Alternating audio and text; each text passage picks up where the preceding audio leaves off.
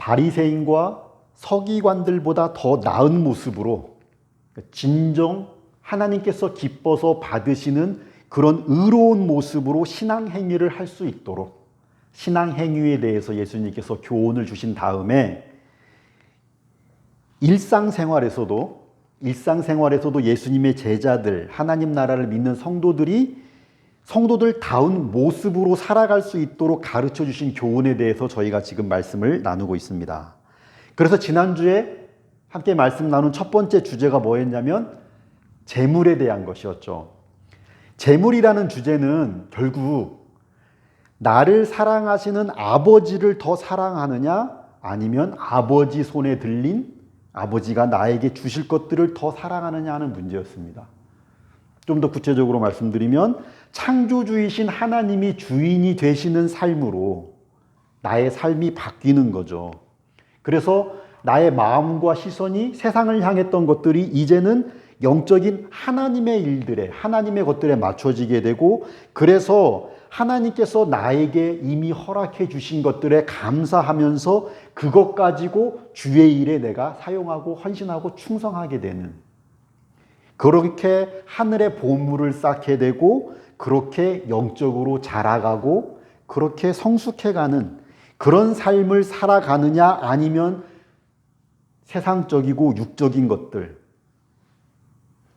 그것들에 내 마음을 뺏기고 내 시선이 여전히 거기에만 머무르는 그런 세상적인 수준으로 계속 살아가느냐라는, 정말 물질에 관한 이 말씀이, 재물에 관한 말씀이 사실상 그 마음이 어디 있느냐라는 신앙의 진심, 그렇기 때문에 신앙의 본질적인 이야기였고 굉장히 근본적인 문제에 대해서 말씀을 나누는 거였습니다.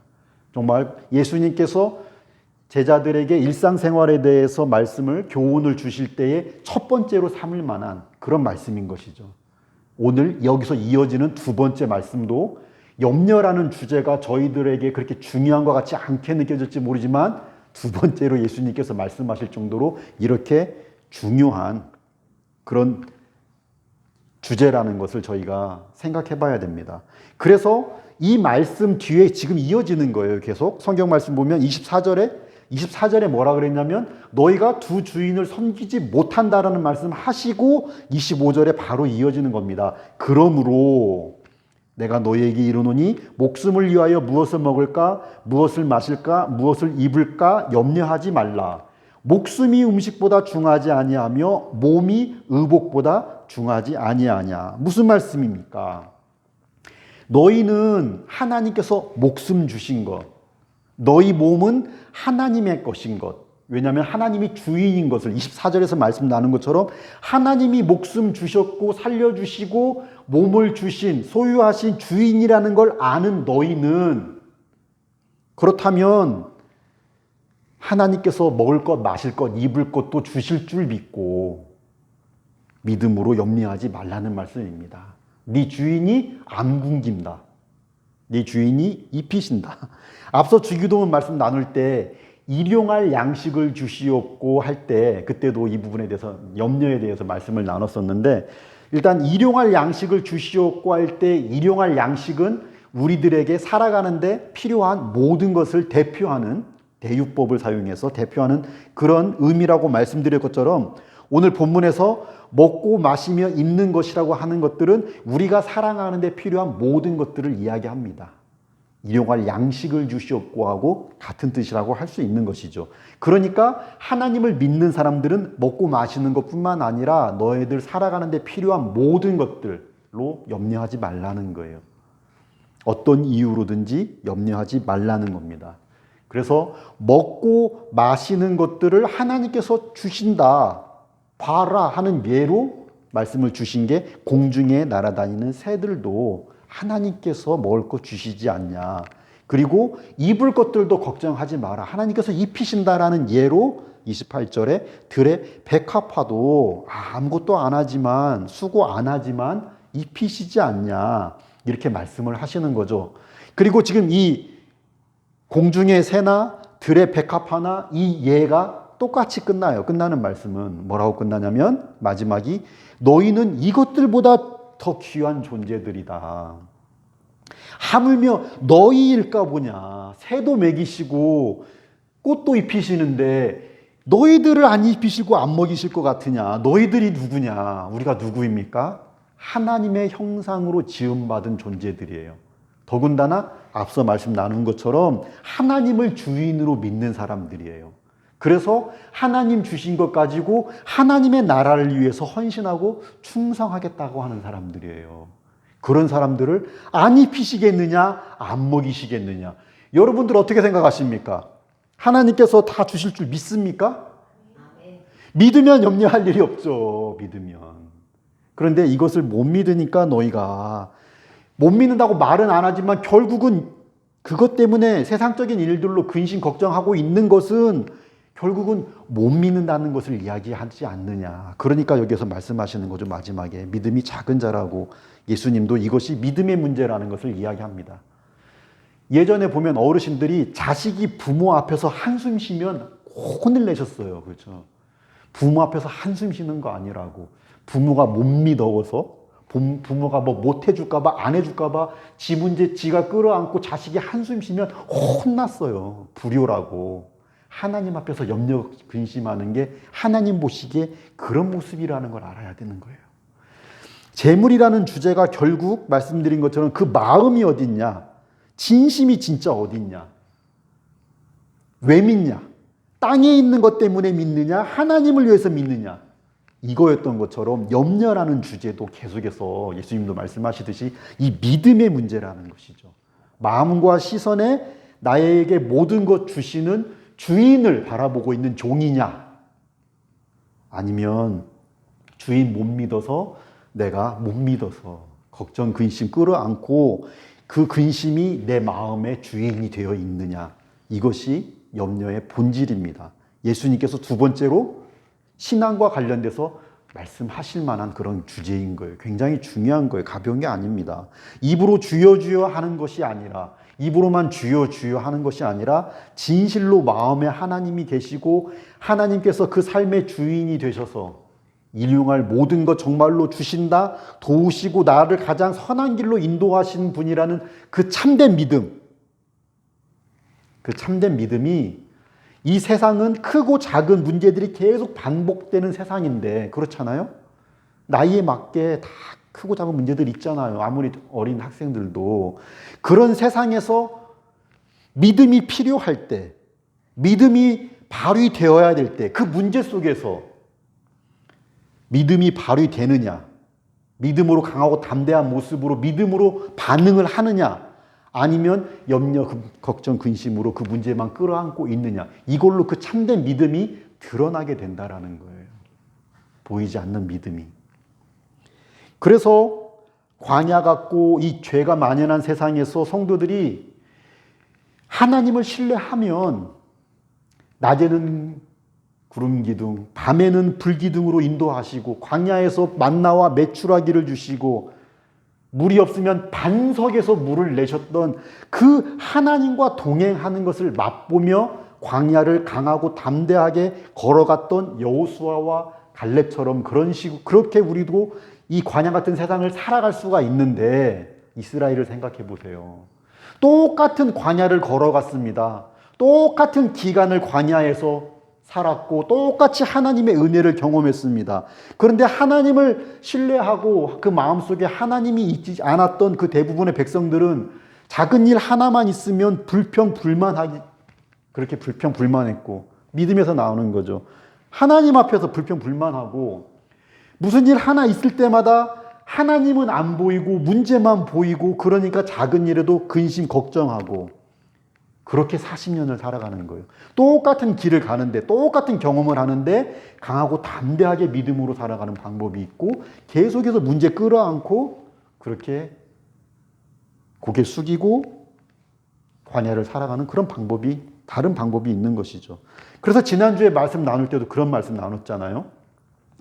내 눈이 밝으면, 언제나 하나님을 바라볼 수 있는 그 영안이 열려 있으면 그 빛을 나도 누리고 또 세상의 빛이 되는 그런 복된 삶을 살아갈 수가 있는데, 내 눈이 어두우면 나도 누리지 못하고, 내 뒤에 따라오는 사람들, 내 주변에 있는 사람들에게 내가 빛이 되어줘야 되는 그런 믿음의 사람이 오히려 그 사람들에게 나의 어두운 그림자를 비치는 그런 삶을 살게 된다는 것이죠.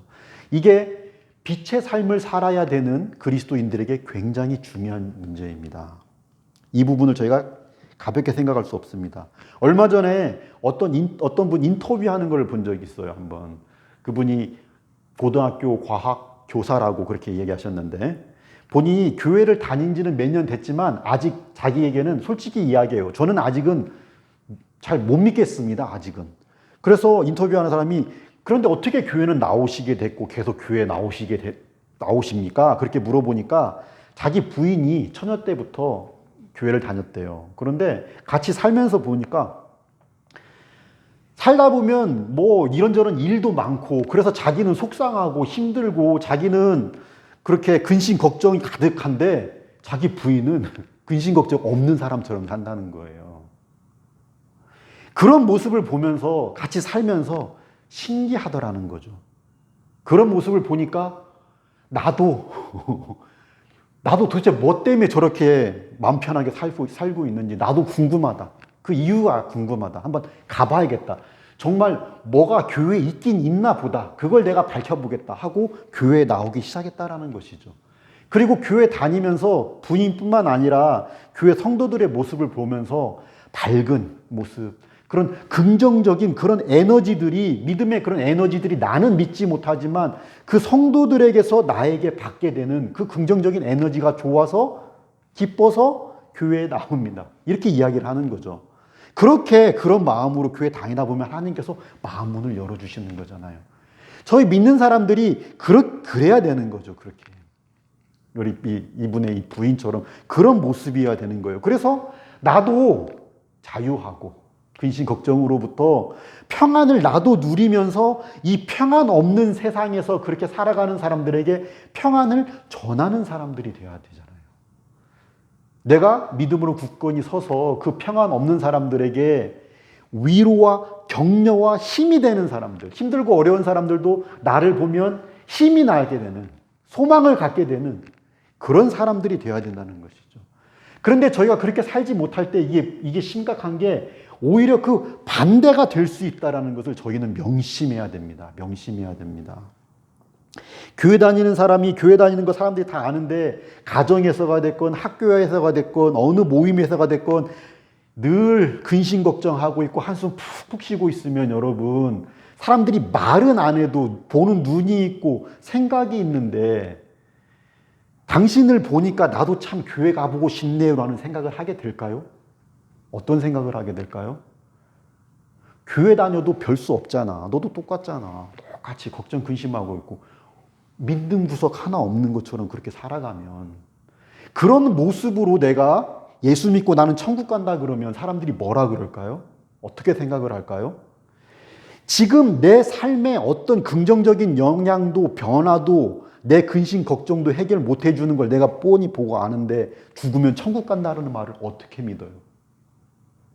그러니까 영적인 힘이 없다라는 거예요. 그렇게 되면 나도 영적인 힘을 은혜를 못 누리는 뿐만 아니라 전할 수가 없어요.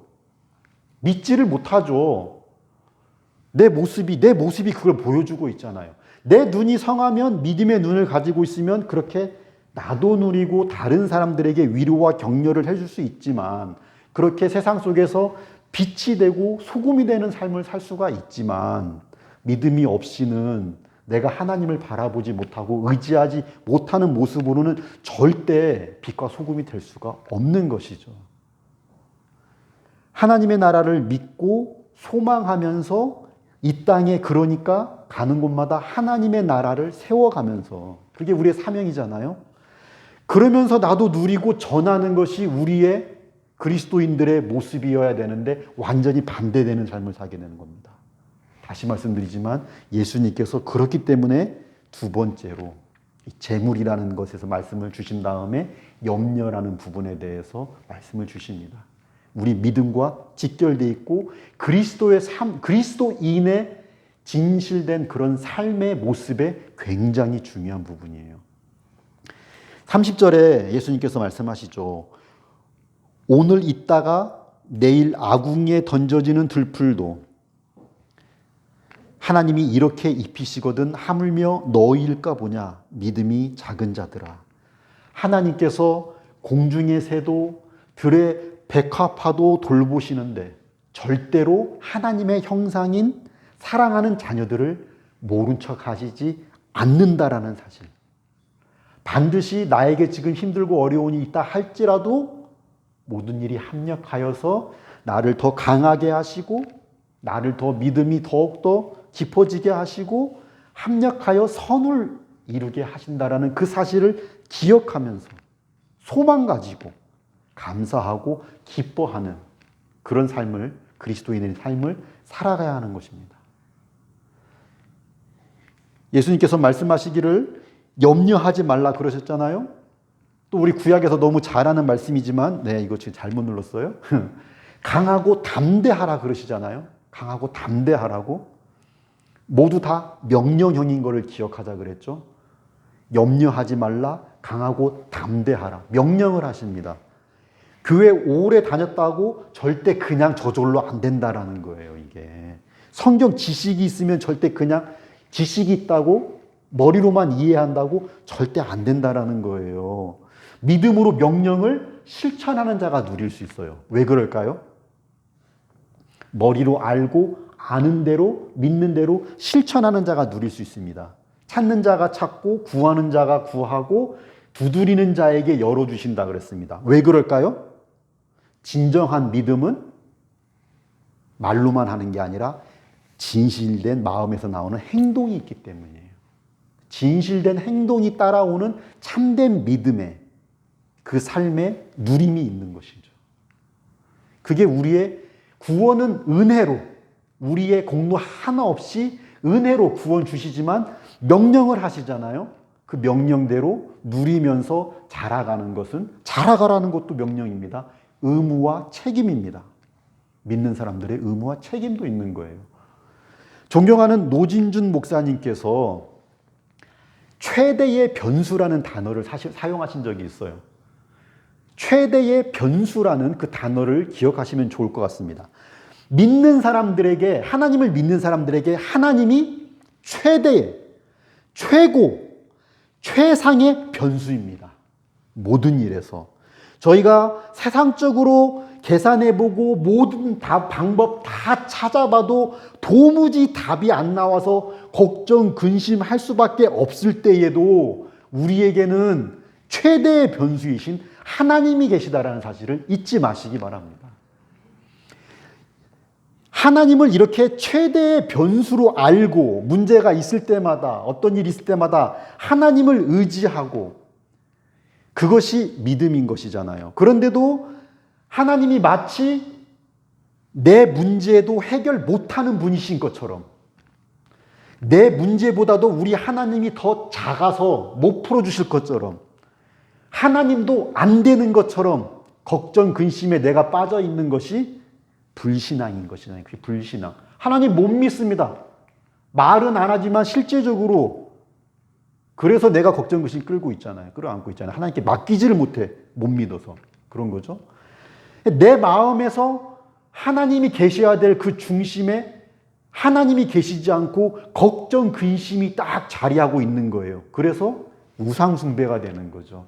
하나님의 자리에 다른 게 앉아있으면 우상숭배입니다. 하나님은 어디 계시고 그 자리에 걱정, 근심이 차지하고 있습니까? 우상숭배입니다. 그렇기 때문에 문제가 있을 때 믿음의 근원이신 최대의 변수이신 하나님을 빼놓고 하나님 생각 안 하고 세상적으로 생각하고 내 기준으로 생각해서 걱정, 근심하고 있는 것을 실천적인 무신론이라고 하는 거예요. 여기서 실천적이라는 것은 이론적인 거하고 반대가 되겠죠. 그러니까 이론적으로는 안다고 이야기하는데 우리가 이론적으로는 아지만 실제적으로는, 예를 들면 데이트를 책으로 배웠어요. 뭐 그런 말이 있잖아요. 책으로 배워가지고 이론적으로는 아는데 실제적으로는 경험이 없고 할 줄 모르는 것처럼, 무신론자라고 이야기는 안 하는데, 뭐 교회 안에서도 믿는다고 하는데 무슨 일 있을 때마다 하나님은 생각 안 해요. 하나님을 최대의 변수로 믿는 게 믿음이라고요. 하나님이 함께 하시는데 안 될 게 없다. 이게 믿는 게 믿음인데 하나님을 그냥 빼놓는다니까요. 그러니까 무신론이라는 거예요. 이것을 신학자들이 실천적인 무신론이다. Practical Atheism이라고 그렇게 이야기하는 겁니다. 절대 그런 모습이 돼서는 안 되는 거죠. 예수님께서 32절에 예수님께서는 뭐라 그랬냐면 이는 다 이방인들이 구하는 것이라 너희 하늘 아버지께서 이 모든 것이 너희에게 있어야 할 줄을 아시느니라. 아시느니까 주실 것이다. 그런데 너희가 그것을 못 믿기 때문에 세상 일에 세상적으로 집중하며 걱정 근심하는 것을 예수님은 이방인이라고 했습니다. 이방인은 누굽니까? 하나님 모르는 사람들, 하나님 못 믿는 사람들입니다. 몇 가지가 나왔습니까? 불신앙, 우상숭배, 실천적 무신론이고 예수님께서는 이방인들의 모습이라고 그렇게 이야기하시는 것입니다. 그래서 이런 모습이 아니라 믿는 사람들은 어떻게 살아야 됩니까? 마지막 33절과 34절에서 말씀을 해주시는 거죠. 저희가 함께 읽겠습니다. 그런즉 너희는 먼저 그의 나라와 그의 의를 구하라. 그리하면 이 모든 것을 너희에게 더하시리라. 그러므로 내일 일을 위하여 염려하지 말라. 내일 일은 내일이 염려할 것이요 한날의 괴로움은 그날로 족하니라. 아멘. 세상적이고 육적인 일들에 그런 것들에 마음 빼앗기지 말고 그런 것들 때문에 근심, 염려, 걱정하지 말고 너희는 주의 일에 그의 나라와 그의 의를 구하는 일에 집중하라는 거예요. 그 일에 너희들은 집중하라. 저희가 어떻게 먼저 그의 나라와 그의 의를 구할 수 있는가, 그런 삶을 어떻게 살아갈 수 있는가 하는 것은 제가 여러 차례 말씀드렸습니다. 그게 제가 사실 늘 강조하는 모습입니다. 잘 아시잖아요, 너무나. 하나님의 나라를 위해서 저희가 대단한 일을 해야 되고 특별한 일을 해야지만 하나님의 나라를 위해서 일하는 거거나 하나님의 의를 구하는 게 아니라 그랬어요. 우리 가는 모든 것, 내가 하는 모든 일을 통해서 그곳에서 하나님의 나라를 이루어 가려고 하는 것, 내 뜻을 이루어 가는 것이 아니라 하나님의 방식으로 하나님의 의를 이루어 가고 하나님께 영광을 돌리기 위해서 그 일에 나에게 주신 달란트만큼 최선을 다하면 그게 하나님의 나라를 위해 일하는 것이고 하나님의 의를 구하는 것이라고 말씀드렸습니다. 그렇기 때문에 우리는 누구라도 하나님 앞에서는 100점짜리 될 수 있다 그랬잖아요. 누구라도 그 자리, 하나님께서 보내주신 자리에서 나에게 주신 달란트대로 하나 주셨으면 하나로 최선을 다하면 하나님께서 100점, 5개 주신 사람은 5배를 해야 100점 되는 거예요. 그러니까 적게 받았다고 너무 슬퍼하지 마세요. 우리 모두는 하나님 앞에서 그렇게 위대해질 수 있다 그랬어요. 그래서 하나님이 필요한 모든 것 주신다고, 예를 들면 하나님께서 필요한 거 다 주신다고, 가장 선한 길로 인도하신다고, 그러면 나 이제 교회 다니니까 나는 아무것도 안 해도 된다? 나는 내 마음대로 해도 된다? 그런 거는 제대로 된 믿음이 아니라고 했습니다. 제가 이렇게 우리 하나님께서 일용할 양식을 주시고 모든 필요를 채워주신다고 말씀을 드릴 때 속으로 그럼 난 아무것도 안 해도 되나? 그렇게 생각한다면 그거는 크게 잘못된 거라고 말씀드렸죠. 오히려 하나님께서 주신 자리에서 최선을 다한다고 제가 항상 말씀드렸어요. 마치 내가 구원을 받았으면 이제 나는 그러면 아무것도 안 해도 된다? 구원 받았으니까 이제부터 나는 나 좋은 대로 살아야지. 누가 이렇게 이야기한다 그랬죠? 이게 구원파예요. 구원파 이단의 가장 두드러진 특징이 이거예요. 나는 이미 구원받았기 때문에 이제는 내 마음대로 살아도 된다고 생각하는 거죠. 그렇기 때문에 이거는 만약에 이렇게 생각하는 사람이 있다면 이것이 그 자체가 그 사람은 예수님을 모른다. 그 사람은 십자가를 모른다. 고로 그 사람은 구원받지 못했을 가능성이 가장 높은 거예요. 왜요? 예수 그리스도를 아는 사람은 절대 그렇게 말을 못해요. 예수 그리스도를 알기 전에 자기 뜻대로 살았죠. 자기 하고 싶은 대로. 예수 그리스도를 알면 알수록, 믿으면 믿을수록 더 우리는 자기를 부인하게 되죠. 십자가를 질 줄 알아요. 그리고 예수님을 따라가고 예수님을 닮아갑니다. 아버지의 나라는 누가 들어간다? 주여 주여 하는 자마다 들어갈 것이 아니요 아버지의 뜻대로 행하는 자가 들어가는 겁니다. 진정한 믿음은 그렇게 드러난다라는 것이죠. 행위로 구원받는다는 얘기가 아니라 그런 것이죠. 그렇게 예수님을 닮아가면서 죄에서 자유를 누리게 되고 세상 걱정 근심에서도 자유를 누리게 되는 거예요. 그렇게 하나님의 나라에 대한 확신과 소망이 있는 만큼 저희는 하나님의 나라에 대한 확신과 소망이 있는 만큼 죽음도 두려워하지 않는 그 믿음으로 어떤 어려움 속에서도 하나님께서 그 자리에서 나에게 맡겨주신 그 일에 집중한다라는 것이죠. 하루하루를 그렇게 살아갑니다. 하루하루를 한 걸음 한 걸음을 그렇게 주님과 동행하고 주님을 의지합니다. 나에게 허락해 주신 그 하루를 그렇게 살아간다라는 것이죠. 그 오늘에 충성합니다. 성실하게 하나님의 자녀다운 모습으로 오늘에 충성하는 거예요. 내일은 내일의 해가 뜨듯이 내일을 나에게 하나님께서 허락해 주셨다라면 내일도 하나님께서 나에게 목숨을 허락해 주신다라면 살아갈 수 있는 힘도 주시고 은혜도 주시고 필요도 주실 것이라는 그 믿음으로 내일을 바라볼 때도 기대를 가지고 내일을 바라볼 때도 소망을 갖게 되는 것이죠. 그게 믿음이라니까요. 그런 믿음이 없으면 어떻게 됩니까? 내일 일을 오늘 걱정하고 있는 거예요. 내일 일을 걱정하지 말라 그러는데 내일 일을 오늘 걱정하게 되면 오늘 할 일도 제대로 못하는 거죠. 오늘 할 일도 충성하지 못하는 거예요. 믿음으로 살지 못하게 되는 것이죠. 그런 사람들은 어떨까요? 내일이 되면 어떨까요? 그 다음날 걱정하고 있어요. 그러겠죠? 그렇게 주인 되신 하나님을 잊은 무신론으로, 불신앙으로, 우상숭배하는 모습으로 자기 염려, 걱정, 근심 자기가 다 끌어안고 사니까 하나님과는 무관한 이방인의 삶을 살아가게 되는 것입니다. 그런데도 여러분, 이방인들도 하나님 모르는 사람들도 세상적으로 지혜가 있는 사람들은 이 걱정, 근심이 아무런 도움이 안 되고 아무것도 안 되고 그거는 걱정만 낳는다라는 사실을 너무 잘 알고 있어요. 하나님 모르는 사람도. 인간들이 너무 그러고 살잖아요. 제가 어렸을 때 그런 광고가 하나 기억납니다.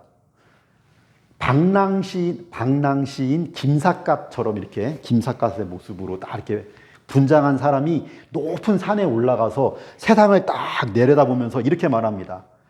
100년도 못 살면서 1000년의 근심으로 살아가는 어리석은 중생들아. 이렇게 말을 하고 자기는 뭔가 대단한 걸 깨달았다는 것처럼 하하하하 이렇게 웃는 그런 광고가 있었거든요. 지금도 잊혀지지 않아요. 뭘 광고하는 건지는 모르겠는데 그 말은 잊혀지지 않아요.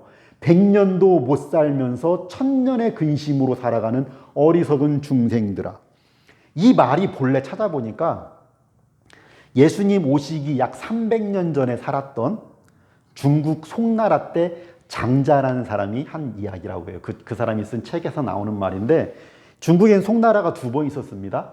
저희 나라가 고려시대일 때 지금으로부터 약 1000년 전에 송나라가 있었고 말씀드린 것처럼 이 장자가 살았던 송나라는 예수님보다도 300년 전쯤에 그 오래전에 있었던 송나라예요. 그런데 그 옛날부터 사람들은 이렇게 걱정을 많이 하고 살았고 그렇기 때문에 지혜가 있는 사람들은 걱정이 쓸모없다라는 것을 잘 알고 있었다라는 것이죠. 그래서 저희가 인터넷에 검색만 한번 쳐봐도 걱정, 근심에 대한 속담, 격언 이런 거 치면 쫙 나와요.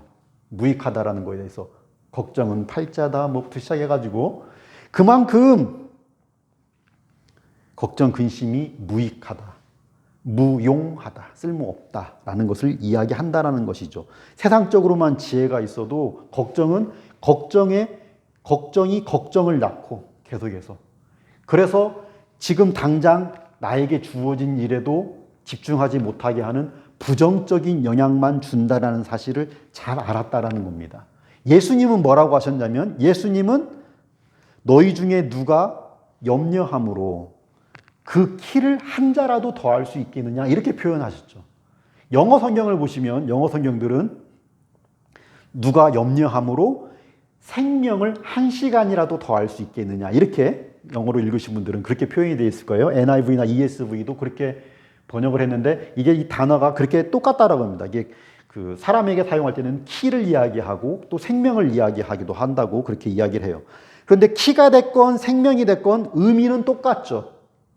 염려해서 되는 것, 달라질 것 하나도 없다라는 것을 말씀하고 있습니다. 예수님의 말씀이죠. 세상의 모든 일을 주관하는 것은 사람이 아니라 하나님이십니다. 오직 하나님이십니다.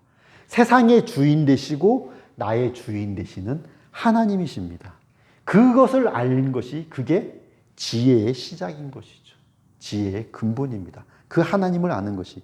그래서 우리 사도 바울은 이렇게 이야기했습니다. 같이 한번 읽겠습니다. 사도 바울 읽습니다. 아무것도 염려하지 말고 다만 모든 일에 기도와 간구로 너희 구할 것을 감사함으로 하나님께 아뢰라. 아멘. 감사함으로 아뢰라. 기도하면 주실 줄 믿고 미리 감사하는 거예요. 믿음으로.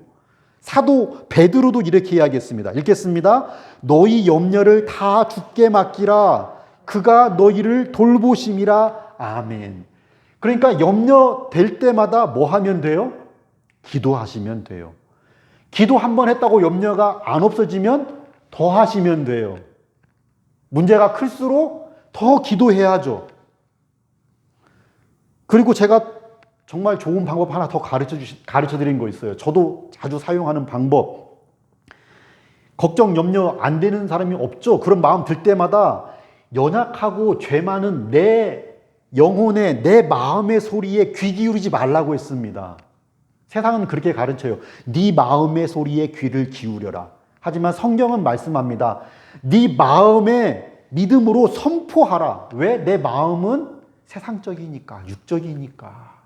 그래서 시편 42편에 보면 42편의 5절과 11절에 이렇게 반복이 되어 있어요. 시인이 불안한 상황 속에서 이야기합니다. 내 영혼아, 네가 어찌하여 낙심하며 어찌하여 내 속에서 네가 불안, 근심, 염려, 걱정하고 있느냐? 너는 하나님께 소망을 둬라. 나는 하나님을 찬송하리로다. 이렇게 반복하며 외치는 거예요.